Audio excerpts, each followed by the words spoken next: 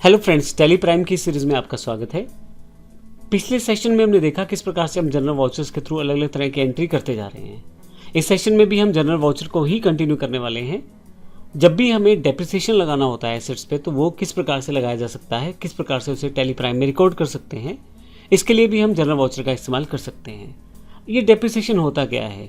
जब भी हम किसी फिक्स एसेट को प्रयोग करते हैं अपने बिजनेस में, तो उसमें कुछ ना कुछ घिसावट रहती है। जैसे एग्जाम्पल के लिए एक बाइक मैंने 50,000 रुपये की ली, अब पूरा साल भर चलाने के बाद वो 50,000 की नहीं बिकेगी, उसका प्राइस कुछ ना कुछ कम हो जाएगा। तो वो जो प्राइस कम होना है, जो उसकी घिसावट या उसका प्रयोग करने की वजह से हुआ है, उसको हम डेप्रिसिएशन कहते हैं। और डेप्रिसिएशन जो है वो साल के एंड में कैलकुलेट किया जाता है उस हमारी फिक्स एसेट्स के ऊपर, जो हम फिक्स एसेट का इस्तेमाल अपने बिजनेस प्रयोग में करते हैं। और ध्यान रखिएगा, एक स्पेशल या एडवांस एंट्री में आप कोई ऐसी बाइक का इस्तेमाल करते हैं जो घर के काम के लिए भी होती है और बिजनेस के प्रयोग के लिए भी होती है, तो ऐसे केस में डेप्रिसिएशन का जो रेशो डिसाइड किया जाता है घर के और बिजनेस प्रयोग के हिसाब से। लेकिन अभी जो एग्जांपल है वो सिंपल है। ऑफिस बाइक है 45,000 रुपये की, और अकाउंट के अनुसार 10% इस पर डेप्रिसिएशन लगना चाहिए, तो 4500 रुपये इस पर डेप्रिसिएशन लगना चाहिए। और इसी तरह से प्लांट एंड मशीनरी की जो वैल्यू है वो इस वक्त 2 लाख रुपये है, और वो डेप्रिशिएट हो रही है 5% के हिसाब से। तो इन एंट्रीज़ को हमें अगर अपने टेली प्राइम में रिकॉर्ड करना है, तो उसके लिए हमें जनरल वाउचर चाहिए होता है। सबसे पहले 45,000 रुपये जो बाइक के हैं उनका अगर 10% निकालेंगे तो 4500 बैठेगा। तो अगर मैं देखूँ तो 45,000 रुपये में से अगर 10% लेस किया जाए तो 40,500 रह जाएगा इसका वैल्यूएशन। तो बाइक को इस्तेमाल किया मैंने पूरे साल भर, उसकी जो स्टार्टिंग वैल्यू यानी कि ओपनिंग जो उसकी वैल्यू थी वो 45,000 रुपये थी, लेकिन पूरा साल भर प्रयोग करने के बाद 10% उसकी वैल्यू कम होगी। तो 45,000 का 10% 4500 रुपये, तो 40,500 जो बाइक की वर्थ रह जाएगी साल के अंत तक। इसी तरह से प्लांट एंड मशीनरी की जो वैल्यू 2 लाख रुपये है, वो मैंने पूरा साल भर इस्तेमाल की है प्लांट एंड मशीनरी, उसकी डेप्रिसिएशन कॉस्ट जो है वो 5% है। तो पूरे साल भर का जो प्रयोग करने के पश्चात 5% जो कॉस्ट रहेगी वो उसकी लेस हो जाएगी। तो वो 10,000 रुपये जो डेप्रिसिएशन रहता है वो लेस होगा, तो 1,90,000 रुपये उसकी वैल्यूएशन मशीनरी की रह जाएगी। तो ये देखते हैं जनरल वाउचर के थ्रू इस तरह की एंट्री हम किस प्रकार से कर सकते हैं।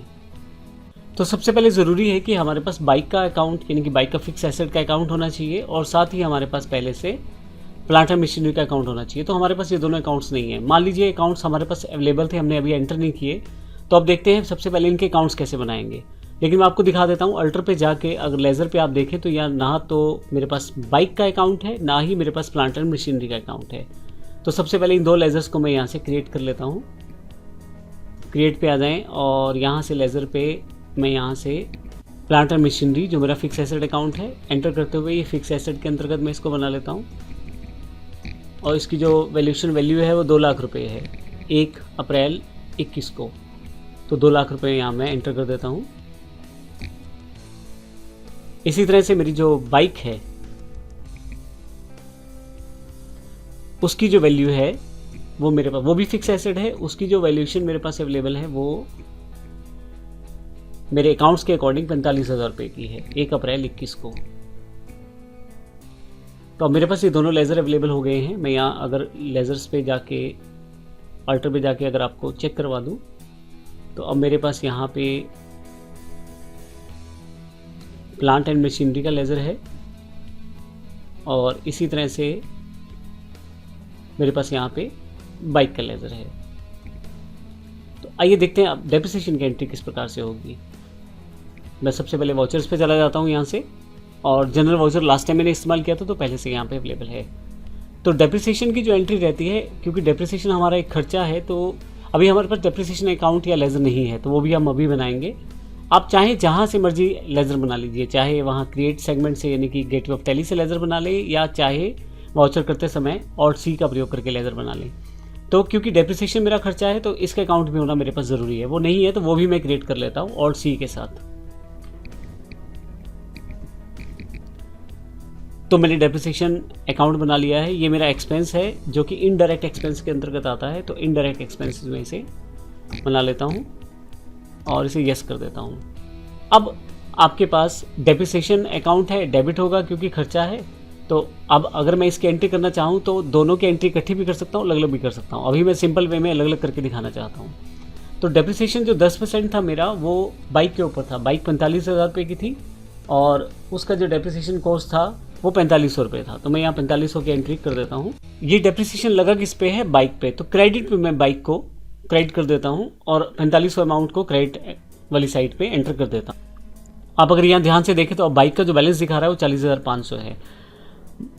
मेनली जब भी ये बैलेंस कैलकुलेट होते हैं ये साल के अंत में होते हैं, तो यहाँ पे आपको डेट चेंज करनी ज़रूरी रहती है। तो यहाँ पे मैं जो डेट है वो 31/3/2022 कर देता हूँ। ये सिर्फ एग्जाम्पल की एंट्रीज हैं, इसलिए मैं यहाँ एंटर कर रहा हूँ, क्योंकि फाइनेंशियल ईयर एंड होगा तो फिर आपका डेप्रिसिएशन जो है वहाँ कैलकुलेट होगा। तो यहाँ पे मैंने फाइनेंशियल ईयर एंड के हिसाब से एंट्री दिखाई है। 4500 रुपये जो बाइक का प्राइस जो है अब कम हो गया है पूरे साल भर प्रयोग करने के बाद।